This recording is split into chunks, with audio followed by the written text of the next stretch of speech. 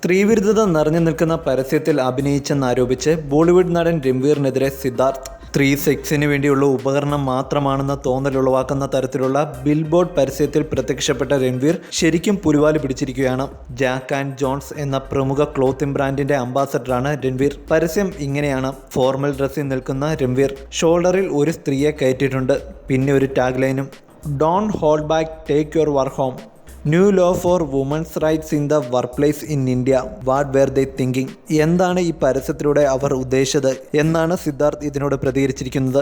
Cinema ലോകത്തു നിന്നും സിദ്ധാർത്ഥിനെ അനുകൂലിച്ചും പ്രതികൂലിച്ചും പ്രതികരണങ്ങൾ ഉണ്ടാകുന്നുണ്ട്. ഇങ്ങനെ ഒരു പരസ്യത്തിൽ പ്രത്യക്ഷപ്പെടും മുമ്പ് രൺവീറിന് ഒന്ന് സ്വയം ചിന്തിക്കുകയും ചെയ്യാമായിരുന്നു എന്നാണ് ചിലരുടെ പ്രതികരണം. എന്നാൽ ഇത്തരം ഒരു പരസ്യത്തിൽ വേഷമിട്ടതിന് രൺവീർ സിംഗ് ഇതുവരെ മാപ്പ് പറഞ്ഞിട്ടില്ല. രൺവീറിന്റെ പ്രതികരണത്തിനായി കാത്തിരിക്കുകയാണ് സിനിമാ ലോകം.